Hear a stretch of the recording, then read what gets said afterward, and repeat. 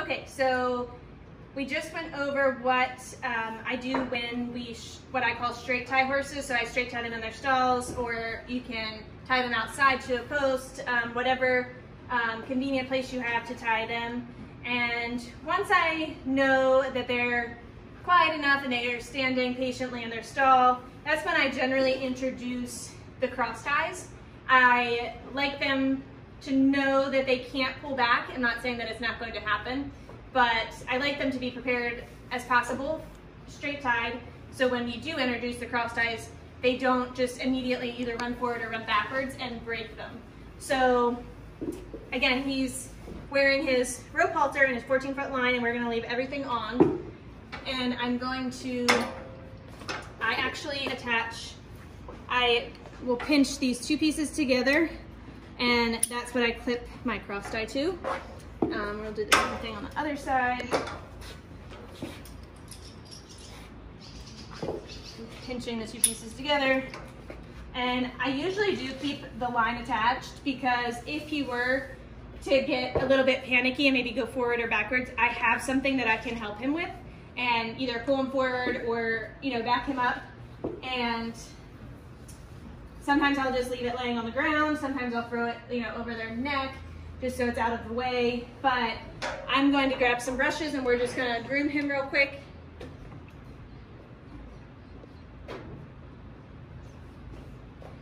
Now again, I'm not going to leave him here unsupervised. I generally never leave my horses, no matter how broke they are, unsupervised in the cross ties, just because it's not safe. If I need to leave them somewhere, I leave them tied in their stall.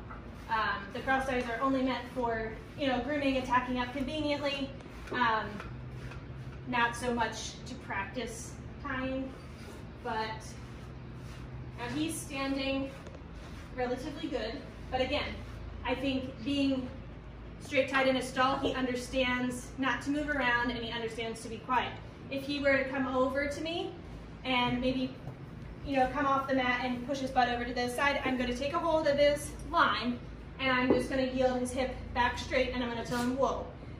Same thing, whenever they get fidgety, I grab a hold of their halter so I can control them so they don't panic. I'll move them back where they need to be, and I tell them, whoa. So again, you're making it uncomfortable for them to be off the mat, more comfortable for them to be just standing here quietly, and you just leave them alone. And if you have a horse that's naturally more fidgety, it is going to take some practice. It's not going to happen in a day. And it takes some persistence and, just taking your time with it.